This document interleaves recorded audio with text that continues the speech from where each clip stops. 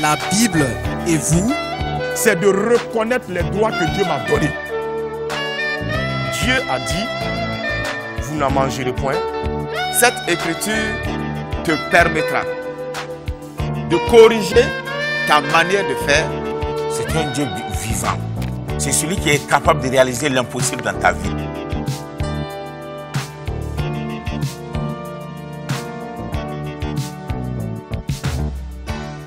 Que l'amour, la grâce, la paix soient notre partage en ce jour dans le nom précieux de notre Seigneur béni Jésus-Christ. Voici une journée encore que le Seigneur nous a donnée par pur amour et par pure grâce, afin que nous puissions le connaître dans toute sa puissance, dans son amour, dans sa miséricorde, dans sa compassion, en ces temps où nous sommes en pèlerinage sur la terre. Et nous préparons nous-mêmes à rentrer à la maison un jour pour contempler la gloire de Dieu. Mais en attendant ces moments, la parole de Dieu qui est descendue des cieux, qui nous a été donnée par le Saint-Esprit, cette parole nous exhorte, cette parole nous encourage à veiller sur notre marche quotidienne et à veiller les uns sur les autres. Bien-aimés dans le Seigneur Jésus, la parole que Dieu nous a donnée, elle est sans pareil, ni dans les cieux, ni sur la terre, et nous sous la terre. C'est la seule parole capable d'éclairer, capable de renouveler, capable de transformer, capable de conduire, capable d'amener un homme à voir la grâce de Dieu, l'amour de Dieu, et changer sa mentalité, changer ses objectifs pour le conduire dans la félicité divine, que la grâce de Dieu surabonde en ce jour-là. Bien-aimés, nous allons étudier ce jour alors les hommes sans instruction de Jésus. Ces hommes sans instruction de Jésus. Pour cela, nous ouvrons la parole de Dieu dans le livre des Actes, à partir du verset 11 jusqu'au verset 13. Jésus vient de partir, mais avant de partir, il a laissé une poignée d'hommes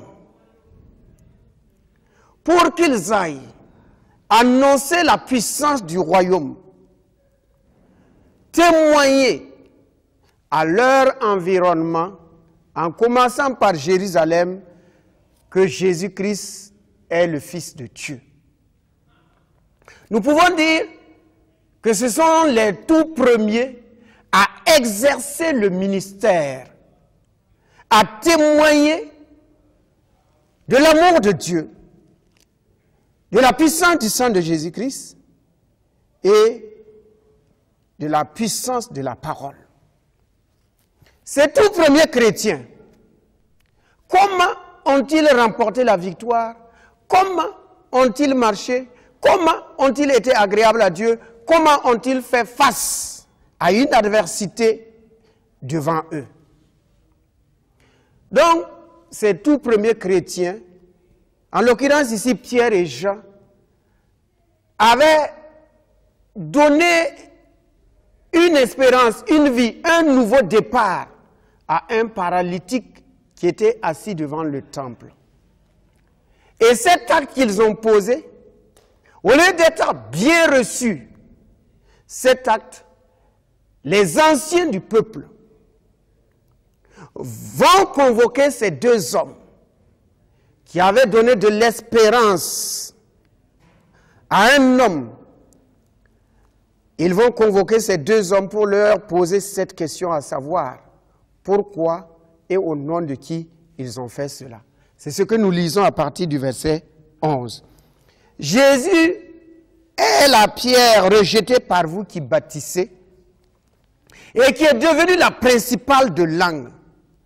Il n'y a de salut en aucun autre, car il n'y a sous le soleil aucun autre nom qui ait été donné parmi les hommes et par lequel nous devrions être sauvés. Verset 13. Lorsqu'ils virent l'assurance de Pierre et de Jean, ils furent étonnés, sachant que c'étaient des hommes du peuple, sans instruction, et ils les reconnurent pour avoir été avec Jésus. Que Dieu bénisse sa parole. Qu'est-ce que les anciens du peuple ont remarqué par rapport à Pierre et à Jean? Ils ont reconnu que Pierre et Jean, c'étaient des hommes, excusez-moi le terme vulgaire, des hommes du peuple. Ils n'avaient point eu d'instruction, d'enseignement. Ils ne sont pas allés à l'école, ils ne sont pas allés à l'université, et nous savons que c'étaient des pêcheurs. Ils vivaient du produit de la pêche. Avec leurs parents, c'est un travail de père en fils. Et Jésus est allé trouver ces hommes-là au bord de l'eau, pendant qu'ils étaient en fonction, et c'est Jésus qui les a dit de le suivre. Et ces hommes ont suivi Jésus. Ils l'ont suivi. Ils ont écouté ses enseignements. Ils ont marché avec lui. Ils ont persévéré avec lui. Et Jésus est parti et il les a établis pour continuer l'œuvre qu'il a commencée, l'œuvre du royaume de Dieu. Alors, ils ont fait quelque chose de miraculeux qui dépassait l'entendement des anciens du peuple. Alors ils ont dit, dites-nous comment vous avez fait. Et ils ont dit simplement, c'est par le nom de Jésus-Christ. Et dans leur langage, il y avait une telle assurance, une telle conviction que les anciens du peuple étaient fort étonnés de leur connaissance, de leur sagesse. Et ils ont simplement reconnu que c'était des hommes, c'était des hommes sans instruction, sans aucune instruction. Mais leur force et la puissance de leur langage provenaient du fait que ces hommes avaient été avec Jésus-Christ. Si ces hommes étaient dans nos assemblées aujourd'hui, sans instruction, peut-être ils ne seraient même pas dans l'accueil ou la sécurité, parce qu'on va dire qu'ils sont sans instruction. Nous vivons une époque où l'on ne regarde plus à la valeur de l'Esprit de Dieu agissant, mais on regarde aux instructions. Là, ces anciens ont dit, ils sont sans instruction. Donc, ce qu'ils veulent dire par là, si c'était des hommes qui avaient une instruction, nous serions d'accord. Mais ces hommes-là, quelle formation ont-ils eu? Devant quel docteur? Devant quel enseignant? Ils n'ont été nulle part ailleurs. Mais au lieu de se réjouir du fait que ces hommes ont guéri l'un de leurs, un juif, un du peuple, au lieu de se réjouir, ils combattent. Cependant, ils sont là pour veiller. Veiller à ce que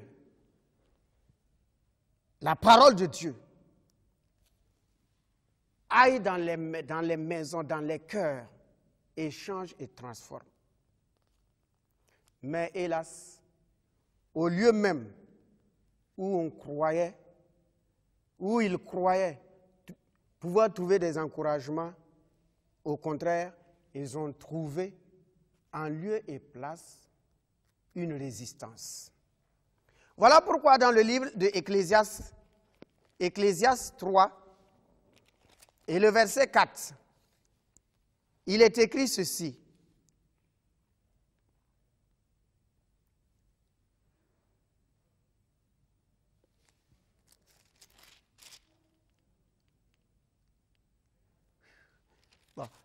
Il est écrit, au lieu établi pour juger, il y a de la méchanceté, et qu'au lieu établi pour la justice, il y a de la méchanceté. Que Dieu bénisse sa parole. Qu'est-ce que Ecclésiaste a remarqué? Il a simplement remarqué, comme ces anciens du peuple, qu'au lieu où on devait élever et glorifier le nom de Dieu, c'est à cet endroit-là qu'il y a de la méchanceté. Au lieu où on pense trouver de l'amour, au lieu où on pense de trouver de réconfort, des exhortations, c'est en cet endroit-là qu'on trouve plutôt la frustration, la haine et le rejet. Cependant, c'est en ces lieux seulement, en ces lieux-là, que normalement, selon la parole de Dieu, nous devons trouver la force vitale, le réconfort, qui vient de cœurs sincères, de cœurs créant Dieu, pour aider, plus petits que soi, des personnes découragées, des personnes meurtries, à avancer sur le chemin de la vie. Dans les maisons, ça doit être des endroits où nous devons retrouver le réconfort et non pas la méchanceté, l'amour, le pardon, la compréhension. Au milieu de nos frères et sœurs, dans les églises, dans nos assemblées, dans nos réunions, ce sont des endroits où nous devons rencontrer uniquement que l'amour, la paix, la joie et le réconfort. Mais souvent, ces endroits-là, l'Ecclésiaste dit que lui, il a considéré que dans ces endroits, il y a plutôt de la méchanceté. Au lieu que ces hommes de Dieu se réjouissent de ce que Pierre et Jean ont donné de l'espérance à une vie, ils combattent. Cependant, Pierre et Jean leur disent, ce n'est pas nous qui l'avons fait, c'est le nom de Jésus-Christ. Ce n'est pas par notre force. Comme dans le livre de Zacharie, si nous pouvons lire Zacharie, le livre de Zacharie, et au chapitre 4, verset 6, il est écrit, « Alors il reprit et me dit, c'est ici la parole que l'Éternel adressa à Zorobabel. Ce n'est ni par la puissance, ni par la force, mais c'est par mon esprit, dit l'Éternel des armées. » Que Dieu bénisse sa parole. Qu'est-ce que Dieu nous apprend ici?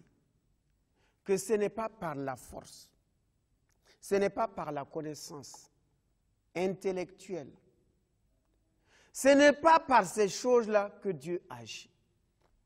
Il dit, c'est par mon esprit. Pierre et Jean étaient sans instruction, aucune instruction. Mais la puissance du Saint-Esprit qui est descendue sur eux les a permis alors en ce moment-là de faire quoi? De faire des miracles, de parler de la part de Dieu. De la part de Dieu. Et les enseignants étaient dans la confusion. Aujourd'hui, dans ces temps modernes, nous regardons aux capacités humaines, à l'intelligence humaine, aux avoirs humains, et nous ne regardons pas du tout à la manifestation de la puissance de Dieu, de l'Esprit de Dieu, dans ceux qui sont avec nous et qui travaillent avec nous. Ce n'est pas une question régionale ou familiale ou un club, mais c'est l'Esprit de Dieu. Comme les Saintes Écritures le disent, que le Seigneur ajoutait à l'Église tous ceux-là qui étaient sauvés. Nous sommes sur un terrain spirituel. Et c'est sur ce terrain spirituel, l'Esprit de Dieu qui agit au travers des uns et des autres. Ce n'est pas par la connaissance, ce n'est pas par la richesse, dit la parole, mais c'est par l'Esprit de Dieu. Cette force et cette puissance qui est descendue sur les premiers disciples, et ils ont été capables de faire de grandes choses à travers le monde entier. Que Dieu nous aide. Voilà pourquoi dans le livre de Actes 6, verset 3,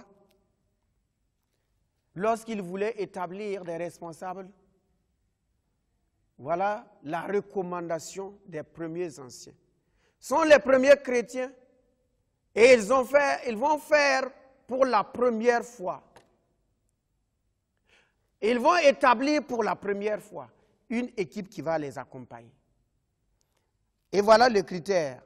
Ils ont dit simplement, c'est pourquoi, frères, choisissez parmi vous 7 hommes, de qui l'on rende premièrement un bon témoignage, qu'ils soient pleins d'Esprit Saint et de sagesse, et que nous chargerons à cet emploi. Que Dieu bénisse sa parole.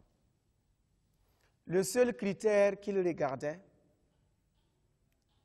pour être employés dans l'Église, dans la communauté, dans l'assemblée, ils ont dit que ce soit des hommes de qui l'on rend un bon témoignage.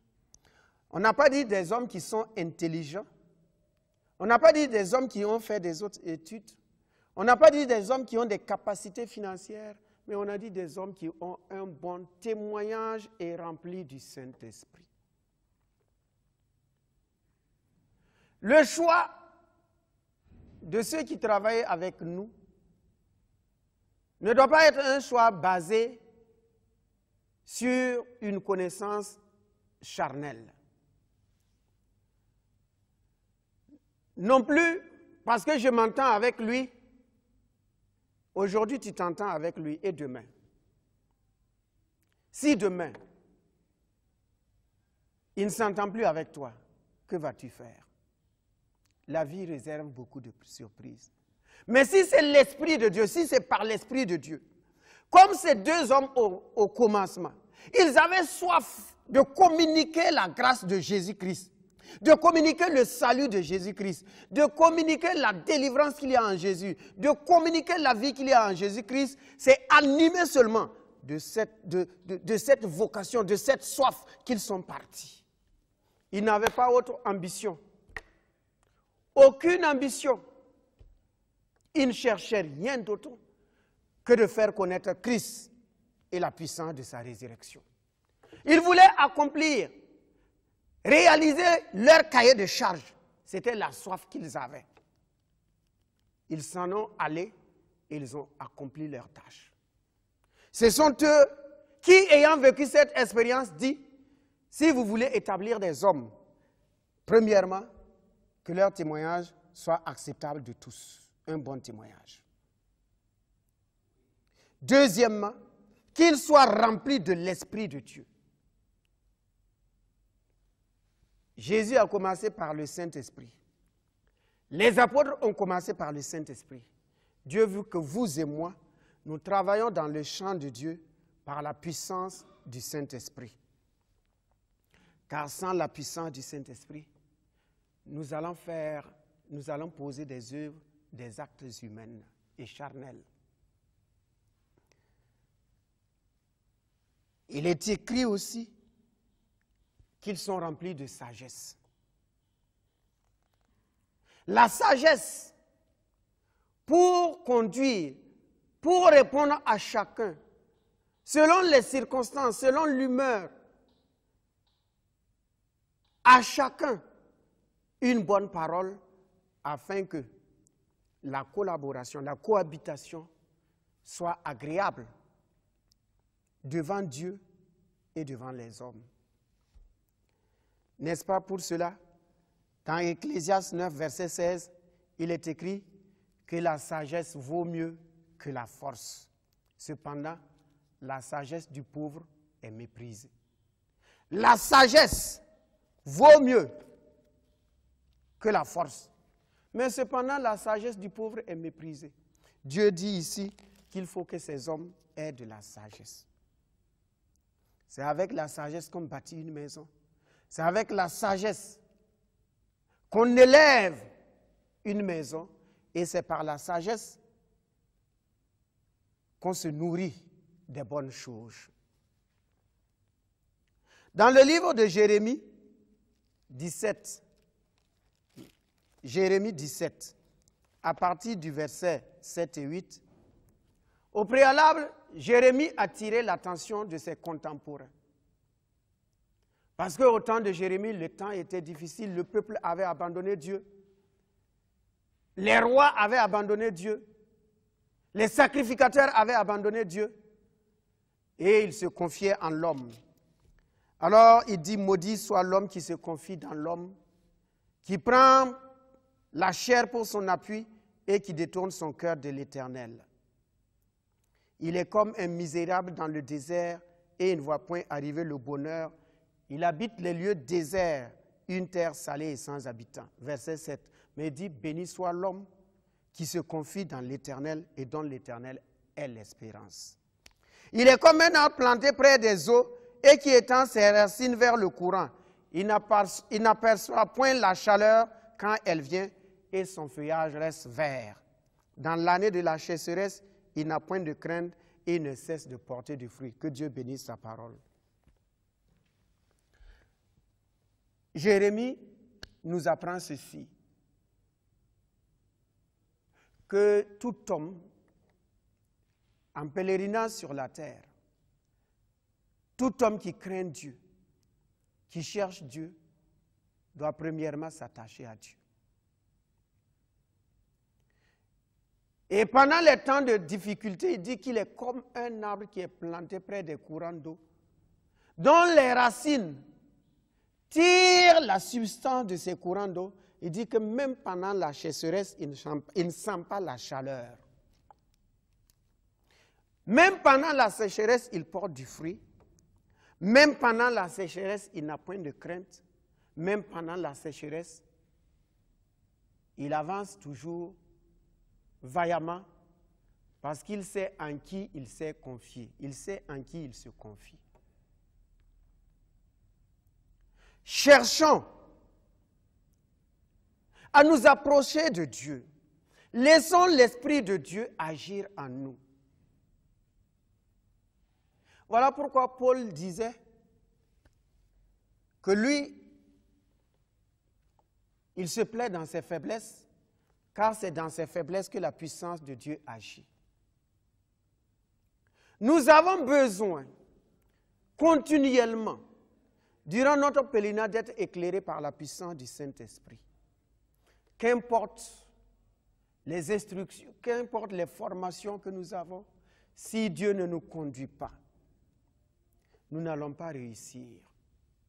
Mais si nous laissons l'Esprit de Dieu nous guider sur le chemin de la vie, quel que soit le lieu où nous avons été placés, nous allons porter du fruit, nous allons être efficaces. Même sans avoir fait des études, le Saint-Esprit nous enseignera et nous donnera de la connaissance. Et quand le Saint-Esprit est avec quelqu'un, il porte beaucoup de fruits. Mais quand c'est l'intelligence, la connaissance apprise sur les bancs et qu'on veut mettre sur le marché, qu'on veut mettre au service de Dieu, il y a incompatibilité parce que la connaissance humaine va combattre contre l'Esprit de Dieu. Mais quand c'est par l'Esprit de Dieu que nous agissons, nous avons l'assurance que nous aurons la victoire et que notre connaissance sera une connaissance réelle. Bien-aimés en Jésus-Christ, si nous voulons travailler avec quelqu'un, aujourd'hui, il est faible, Mais si l'Esprit de Dieu est avec lui, l'Esprit de Dieu l'enseignera. L'Esprit de Dieu prendra ce garçon, cette fille, cette femme, sans instruction, et le Saint-Esprit lui-même l'enseignera. Il sera utile à Dieu et aux hommes. Alors, vous et moi, nous avons besoin de l'Esprit de Dieu. Dans tout ce que nous faisons, nous avons besoin de la connaissance de l'Esprit de Dieu. Voilà pourquoi à chaque moment et à chaque instant, comme Jésus nous l'a dit, l'Esprit Saint vous conduira dans toute la vérité et vous enseignera toutes choses. Pas simplement les choses spirituelles, même les choses de cette vie. Les techniques de cette vie, les connaissances de cette vie. Si cela nous a été enseigné par le Saint-Esprit, notre connaissance surpassera la connaissance de ceux qui l'ont reçu intellectuellement seulement. Que Dieu nous aide dans sa grâce infinie. Nous avons besoin, chaque jour, de nous laisser conduire pour entendre des choses que l'oreille n'a point entendues auparavant, pour voir des choses que l'œil n'a point vues auparavant, mais des choses qui nous ont été révélées par l'Esprit, car l'Esprit de Dieu nous conduira en toutes choses. Vous et moi, basons-nous sur la puissance du Saint-Esprit et ne regardons pas aux conditions sociales, la connaissance sociale, les avoirs sociaux, mais regardons à la grâce de Dieu qui agit par nous, au travers de nous par son Esprit. Que Dieu vous bénisse, marchez dans la puissance du Saint-Esprit et comme Pierre et Jean, proclamez que Jésus est Seigneur. Que Dieu vous bénisse au nom de Jésus. Amen.